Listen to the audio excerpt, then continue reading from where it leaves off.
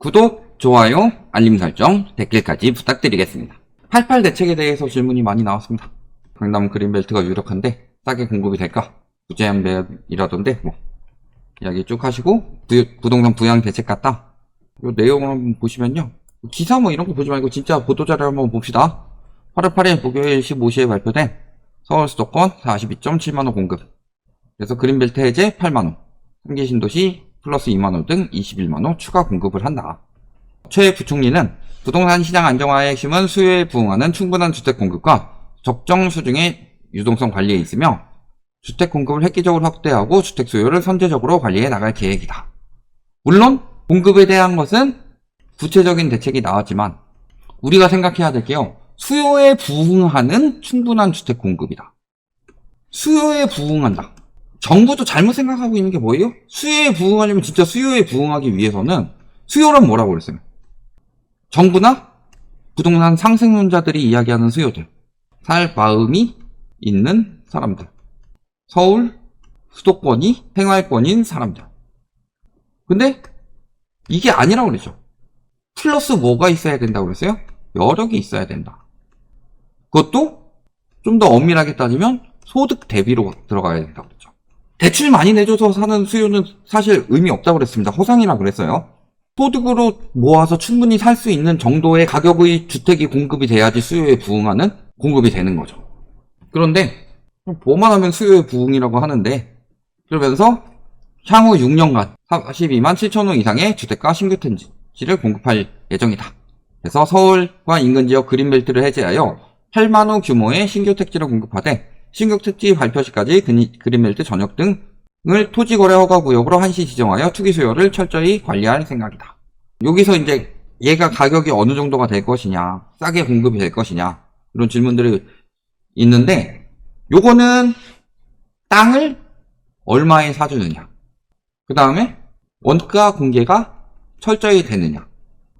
요 원가 공개 철저히 부분은요 SH 사장인 김원돈 사장은 잘 해줄 거라고 봅니다. 그분은 지금 현재 이 정부의 하나 남은 희망이라고 할까? 그런 거고, 땅을 얼마에 사주느냐. 비싸게 사주면 의미 없다. 예를 들어서요, 문재인 정부 때 3기 신도시 2차 지정 이야기 나올 때 결국에 인천 계양하고 부천 대장이 나왔죠. 이때 여기라고 예상하지 않고 다 어디라고 예상을 했냐?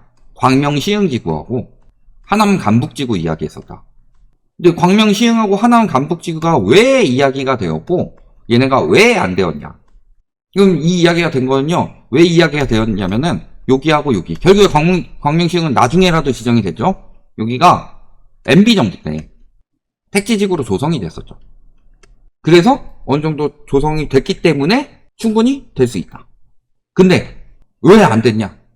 그때부터 택지지구 조성이 돼가지고 땅값이 너무 많이 올라서 그래서 안 된 거예요. 그런 것처럼 땅값이 비싸지면 분양가는 결국엔요 땅값 더하기 건축비 더하기 가산비죠. 보통 여기서 수익을 많이 올리는 거고, 건축비는 인건비나 혹은 자재비, 실질적으로 자재비 비중 20%대 초중반이에요. 이거는 예전에 분석 자료가 있었습니다. 그리고 대부분은 사실 땅값이다. 건축비 때문에 비싸다고 하면요, 물론 강남 쪽의 건축비가 조금 더 비싸긴 합니다. 더 좋은 자재를 쓴다 이런 거는 솔직히 어느 정도 개소리고, 좋은 자재 썼으면은 서초 거기 했을 때 샤시가 다 중국 사람으로 됐겠냐. 근데 그렇게 따지면요, 예를 들어서 고덕 분양하는데 7억 이렇게 하죠. 강남 분양하는데 20매덕씩 하죠. 똑같은 평수인데 물가가 올라서 건축비 차이에요.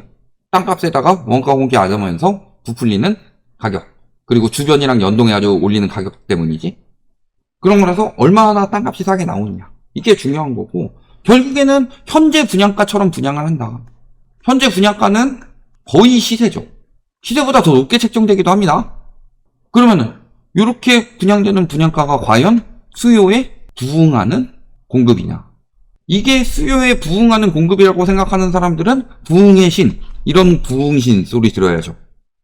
절대 수요에 부응하는 가격이 아니다. 중요한 것은 원가 공개를 똑바로 하고 PF 정리를 확실히 해가지고 땅값 낮추고 자재비 거품 붙지 않도록 해서 가격을 낮추는 게 핵심이다. 수요에 맞도록. 결국에는 보면은 공급 계획이 이미 확정된 21.7만 호 규모의 주택을 조기에 공급을 하고, 여기에 재건축, 재개발 추진을 3년가량 앞당겨 향후 6년간 17만 6천 호의 주택을 조기에 착공하고 공공택지에서 4.1만 호를 조기에 공급하도록 유도하겠다. 근데요, 첫 번째, 요게 저는 모든 정부가 이딴 짓거리 하는 정부는 똑바로 된 정부가 아니라고 봅니다. 좌파 우파 떠나서 이 짓거리 하는 정부는 제대로 된 정부가 아니에요. 저런 식으로 앞당겨서 계속 공급한다. 문재인 정부도 마찬가지였죠. 앞당겨서 공급하는 건 뭐예요? 첫 번째, 배충 검사한다는 소리죠. LH가 이번에 비리가 많이 걸렸습니다. LH가 현재 신축 아파트 하자에 대해서 상당 부분 비중을 차지하고 있죠. 감리를 똑바로 안 하니까. 똑바로 안 하니까 자꾸 이따위로 지어지는 거예요. 일단 두 번째, 공급이 부족하다고 그랬죠. 재건축, 재개발 추진 기간을 앞당긴다. 좋게 말하면 인허가가 빨라지는 거지만 나쁘게 말하면 멸실이 빨라집니다. 멸실이 빨라진다는 소리는 당분간 이주 수요를 만들어내서 실질적으로 그 집이 그대로 있으면 수요로 나올 일이 없었는데 이주 수요를 만들어내서 전세가를 자극하겠다. 세 번째, 재건축, 재개발 추진을 해가지고 이게 실질적으로 공급에 도움이 얼마나 되느냐. 17만 6천 호의 주택을 조기 착공하고 공급한다는 소리는요, 한 14만 호 정도 부숴가지고 한 3.6만 호 정도 순공급 만들어내고 요 정도를 한 3, 4년 몇일 내도록 만드는 거다. 그럼 이게 집값 부양 정책이에요? 아니면은 집값을 잡으려고 하는 정책이에요? 멸실이 나면 수요가 늘어나죠? 수요가 늘어나면 전세가가 올라가죠? 전세가가 올라가면은 매매가에 자극을 주죠. 매매가에 자극을 주고 그렇게 힘들게 집을 구하는 사람들은 이럴 바에는 더럽고 치사해서 내 집 마련하고 만다. 이번 정부에서 내 집 마련을 유도하는 정책 중에서 가장 큰 게 뭐냐? 자본주의의 논리에 가장 어긋나는 건데요. 전세자금 대출보다 주택담보대출의 금리가 낮다. 전세가가 떨어진다고 해서 내가 돌려받는 전세가에 문제 생기지 않습니다. 근데 집값이 떨어지면 내가 산 집에 문제가 생기죠. 그래서 집값이 떨어지면 못 갚을 가능성도 있어요. 전세자금 대출은 집주인이 사기만 안 치면은 갚을 수 있는 돈이죠. 그러면은 안전한 것일수록 금리가 낮아야 되는데 주택담보대출 금리를 억지로 누르다 보니까 벌어진 일이 전세자금대출보다 주택담보대출 금리가 낮다. 그러면은 내가 여유만 된다면 높은 금리에 은행에 월세 주면서 전세로 사느니 차라리 금리라도 낮추고 주거 안정이라도 되게 내 집 마련을 하자. 이런 여론이 생긴단 말이에요. 그런 식으로 해가지고 영끌들한테 끝물에 설거지하도록 만드는 게 이번 정부의 정책 중에 하나다. 그런 거고, 그 다음에 미분양 주택을 LH가 매입하는 등 4.1만 호가 조기 공급되도록 유지하겠다. 미분양 매입해준다는 소리죠. 이런 식으로 미분양 줄이는 건 아이고 의미 없다인데 요거는 조금 더 지켜봐야 될 것 같습니다.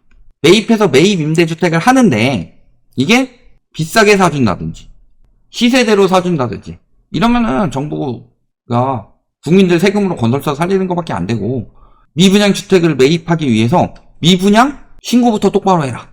이거 해가지고 미분양 현황 정확하게 파악하고 그 다음에 매입은 원가. 그래서 원가 공개를 해라. 그 원가에 맞게 매입을 해주겠다. 이렇게 사준다면은 그래도 괜찮은 정책 중에 하나다. 왜냐면은 원가에 사게 되면은 매입 임대 주택을 하는데 LH 부담도 덜어주고, 그 다음에 건설사들 자체도 어쨌든 간에 손실 날 거 원가에라도 파니까 건설사들 무너지는 것들을 어느 정도 방지할 수 있고, 그래서 원가에 매입하는 것 정도까지는 찬성. 근데 시세대로 매입한다든가 비싸게 사준다든가 이러면 안 되죠. 그런 식으로 원가가 시세라고 주장하도록 만들면 원가 공개 똑바로 해야 돼. 이런 것까지 부가적으로 추진이 되면은 이건 좋은 정책. 아니고 시세대로 사준다든가 아니면은 빌라 매입 임대 쓰는 것처럼 웃돈 얹어가지고 사주면은 이거는 국민들 세금 탕진하는 거고. 그러니까 요건 좀 더 지켜봐야 되겠다. 스트레스 DSR 9월 1일부터 2단계를 시행하는 등 점진적으로 내실화 확대해 나가고. 자, 말씀드렸지만 9월에 더 미루기는 쉽지 않다고 봅니다. 스트레스 DSR은 거의 9월에 도입된다고 보시면 되고, 왜냐면은 7월에서 9월로 미룬 것 때문에 주담대가 늘어나면서 시장이 자극돼서 여론이 너무 안 좋아요. 집값이 오르느냐 떨어지냐 보다 그 모든 정권한테 더 중요한 거, 이건 좌파든 우파든 상관없어요. 꼭 이번 정부만 욕하는 거 아니에요. 가장 중요한 건 지지율이다. 스트레스 DSR 정책 외에는 나머지는 확실한 건 없다. 투기 수요 잡기 위해서 합동 점검방 즉시 가동키로 했다. 교란행위 단속. 이런 건 좀 잘 잡아냅시다. 문재인 정부 때 기사 그렇게 많이 떠는데 이번 정부 때도 솔직히 검찰 출신 정부면은 저건 잘해야죠. 잡으려면 문재인 정부보다 더 잡을 수 있지 않을까. 그 부분은 더 확실하게 알 텐데. 안 하니까 안 되는 거 아니에요. 서초에서도 이번에나 드러난 거지. 그 드러난 게 한두 개겠어요? 동탄 신고가도 취소해서 다시 신고됐는데? 공급을 획기적으로 확대하고 수요를 선제적으로 관리한다. 다만 확대하는 것에는 이제 그린벨트 푸는 것, 재건축 재개발 푸는 것, 그 다음에 LH 매입 늘리는 것, 이 정도고요. 미분양 매입해준 건 사실상 의미가 없습니다. 공급 정책은 아니에요. 건설사 정책이지. 미분양이라는 것 자체가 어차피 공급될 주택이라는 건데 그걸 LH가 매입하느냐 마느냐에 따라서 공급이 늘어나진 않는다. 그건 건설사 살리기 정책인 뿐인 거고. 재건축 재개발 추진 많이 하는 이유는요, 멸실이 늘어나서 오히려 역효과가 나는데 일거리 던져주는 거죠. 그린벨트 푸는 거는 어느 정도 가격에 푸는지 요건 조금 더 지켜봐야 될 것 같습니다. 만약에 이걸 획기적인 가격에 잘 풀어가지고 저렴하게 공급을 할 수 있다면 이야기는 좋은 정책으로 나가는 거고. 그리고 수요 선제적으로 관리하는 부분은 사실상 아직 제대로 나온 게 없습니다. 요게 제대로 나와야 돼요. 적어도 DSR 확대를 어느 정도로 할 것인지 요거는 최소 8월 중에 나와야 된다. 8월 중에 수요 정책 나온 거 하나도 없죠. 9월에 스트레스 DSR 시행하겠다만 나오죠. 그러면 8월 중에 4.7% 넘어갑니다. 7월에만 1.19%포인트가 올라갔는데 가계부채가. 근데 4.7%포인트로 잡는다고 그랬죠. 똑같이 올라가도요 거의 4.6%포인트 정도 돼요. 거의 9월엔 대출 총량 규제가 들어갈 수밖에 없는 상황이 되긴 한다.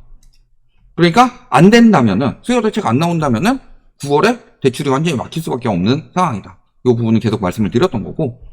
그 다음에 여기 신규 택지 발굴해서 충분한 주택 공급. 자, 요거는 뭐 핵심이 아니고요. 사실 지금 당장 영향 주는 것도 아니고, 빌라 등 비아파트 11만원 이상 신축 배입임대로 신속 공급하고, 비아파트 공급 상황이 정상화될 때까지 무제한 공급하겠습니다. 요런 식으로 이야기를 했는데, 요것도 역시 가격을 얼마나 하느냐. 제가 봤을 때는 전세 사기 주택 정도로 해주는 거는 시장 안정을 위해서 필요하다고 봅니다. 빌라 포비아가 너무 강해지고, 그 다음에 전세 사기꾼들 그걸 무갭 투기로 해서 하면은 생각보다 손실이 적을 수는 있어요. 근데 신축 빌라 짓는 것까지 다 구입해서 매입 임대로 하겠다고 또 얹어주고 사고, 그렇다면 요거는 또 국민 세금으로 업자들 도와주는 그런 정책밖에 안 되는 거고, 뭐 그런 거라서요. 봤을 때 말만 획기적이다 하는데 획기적인 부분은 없어 보입니다. 획기적인 부분은 제가 느꼈을 때는 획기적으로 건설사를 도와주겠다. 그 다음에 그린벨트 풀겠다. 강남권에 그래서 공급을 하겠다. 강남권에 재건축 재개발이 아닌 신축 공급을 하겠다. 그린벨트를 풀어서 신축 공급하는 부분은 어느 정도 공급에 도움이 될 수는 있다고 봅니다. 근데 나머지 부분에 대해서 재건축 재개발 푼다든지 비아파트 주택 매입한다든지 미분양 주택 매입한다든지 이거는 공급 정책이 아니라 이미 공급된 건데 이거를 세금으로 건설사 살리기 정책을 하는 거다. 그만큼 지금 PF 문제가 심각하다. 말씀드렸지만요, PF 문제가 생각보다 커요. 그러니까 계속 전원 정책이 나오는 건데, 이번에도 PF 한 이 정도로 예상했는데 알고 보니까 터지는 게 다 2배라 그러죠. 다 2배가 돼서 이번에 또 PF 보증 또 늘렸어요. 이런 정책들이 계속 나오는 이유는요, PF 문제가 생각보다 굉장히 크게 오고 있어서 그래요. 크게 오고 있어서 계속 이런 식으로 지원책이 늘어나는데, 여러분 죄송하지만 예측이 틀렸습니다.